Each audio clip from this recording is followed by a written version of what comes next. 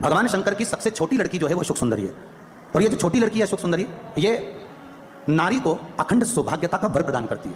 कौन सी नारी को, किस नारी को अखंड सौभाग्यता देती है? तो महाराज शास्त्र कहता है जिस नारी के भाग्य में लिखा होता है कि इसको वैधव्य होना है, इसके पति को समाप्त होना है, अगर वो नारी अशोक सुंदरी वाली जगह पर जल चढ़ा देती है तो पति पर अगर काल भी मंडरा रहा होता है तो मां अशोक सुंदरी महाकाल से कहकर काल को टाल देती है। वो अशोक सुंदरी का शास्त्र कहता है सौभाग्यवती नारी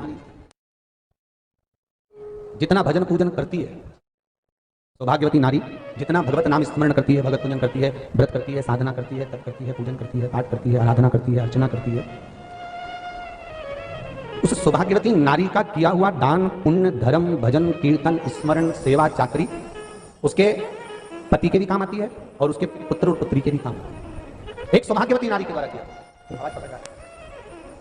एक सौभाग्यवती नारी के द्वारा किया गया भजन पूजन स्मरण संकीर्तन नाम जाप नाम कीर्तन उसके पति के भी काम आ रहा और उसके बच्चों के भी काम। देखिए कितना सुंदर शिव महापुराण में चरित्र आया है वृंदा देवी का कि वृंदा जितना नाम जाप करती है, वृंदा जितना नाम भजन करती है, वृंदा जितना नाम स्मरण करती है, उसके पति को उसका लाभ है। सोमवार के व्रत का अगर विधान देखेंगे, और हम तो कहते हैं केवल 16 सोमवार से मतलब मत रखो। आप माताएं अगर एकादशी का व्रत कर रही है, सोमवार का कर रही है, मंगलवार का कर रही है, बुधवार का करे, गुरुवार का करे, चतुर्थी का करे, तीज का करे, छठ का करे, आप जो भी व्रत करते हो उस व्रत का विधान स्कंद पुराण में लिखा हुआ है। स्कंद पुराण में क्या वर्णन लिखते हैं कि नारी जब सौभाग्यवती हो जाती है, लड़की की जब शादी हो जाती है और वो अपने पति के घर में जब रह रही होती है, पति के संग रह रही होती है, तो पति के घर में रहकर जितना भजन पूजन करती है, जितना स्मरण करती है, वो उसके द्वारा किया गया भजन पूजन व्रत आराधना उद्यापन चाकरी दर्शन ये सब का फल उसके पति के खाते में भी जाता है और उसके पुत्र और पुत्री के भी खाते में जाता है। पर उसमें एक बात का विशेष ध्यान रखना स्कंद पुराण कहती है कि आप व्रत को उठाएं। आपने व्रत उठाया, कहां उठाया? पति के घर से उठाया, ठीक है। आपने व्रत उठाया सोमवार का, 16 सोमवार का, पशुपतिनाथ का या गुरुवार का या मंगलवार का या बुधवार का, जो भी व्रत आपने उठाया वो पति के घर से उठाया। अब आपका फर्ज क्या है कि व्रत आप अगर कर रही हो तो पति के घर का ही अन्न, पति के घर का ही जल, पति के घर का ही सुख आनंद महाराज हमको प्राप्त हो।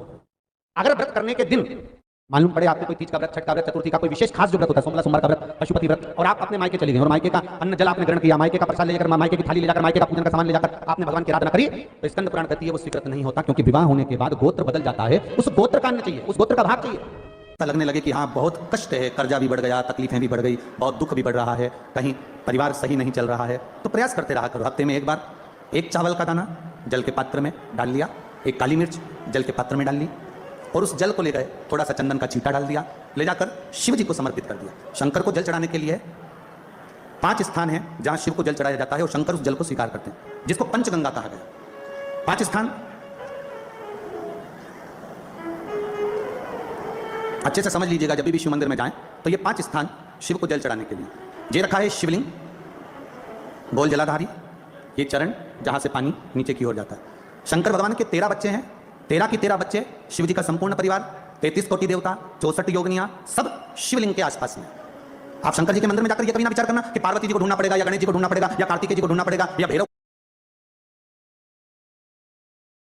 को ढूंढना पड़ेगा। हमें शंकर के मंदिर में जाकर किसी देवता को ढूंढने की जरूरत नहीं है। जहां शंकर भगवान का शिवलिंग रखा हुआ है वो माता जी का हस्तकमल है, माता पार्वती जी का स्थान है। जहां शिवलिंग रखा है वो शंकर भगवान है। जहां जलाधारी है उस जलाधारी के पास में जहां पानी बहता है बीच में अशोक सुंदरी का स्थान है। जहां से पानी बह रहा है उसका राइट भाग वहां गणेश जी का स्थान है, लेफ्ट भाग कार्तिकेय जी का स्थान है। शंकर भगवान के ऊपर जो जल गिर रहा है वो शंकर भगवान की 5 लड़कियां जया, विषहरा, शामलीबारी, दौतली, देव, ये शंकर जी की 5 बेटियां ऊपर हैं। जहां से पानी बहकर उस निकासी से जहां नाली बनी रहती है, पानी जहां से निकलकर बाहर मंदिर के जा रहा है वो 33 कोटि देवताओं का स्थान है। इसलिए सारे मंदिरों की परिक्रमा हो सकती है पर शंकर जी के मंदिर की परिक्रमा नहीं करते, क्योंकि वो जल जो जा रहा है वो 33 कोटि देवताओं का स्थान है, उसको हम लांग नहीं सकते। वो स्थान जल चढ़ाते समय आप इसका स्मरण रखें। पानी का जब पात्र लेकर जाते हैं मंदिर के अंदर, सबसे पहले शिव जी का जो जलाधारी है उसमें राइट भाग पर अपनी मनोकामना कर जल चढ़ाएं, फिर लेफ्ट भाग में चढ़ाएं रोग मुक्ति के लिए। अशोक सुंदरी की जगह पर चढ़ाएं, ये तीसरा स्थान। चौथा स्थान माता पार्वती जी का जो कटी भाग है जहां पर शिवलिंग रखा हुआ है उस भाग पर जल चढ़ाएं, चौथा भाग। 5वां भाग शंकर जी के ऊपर चढ़ाएं। ये 5 जगह पर जल क्रम वाइज चढ़ाएं।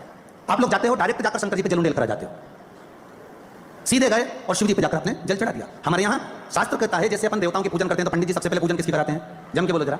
गणेश जी की। गणेश जी के बाद पूजन कराते कराते कराते कराते कराते कराते आगे के सारे देवता कराते कराते कराते कराते फिर मूल पूजन पर पहुंचते हैं। आप डायरेक्ट मूल पूजन पर पहुंच जाते हो।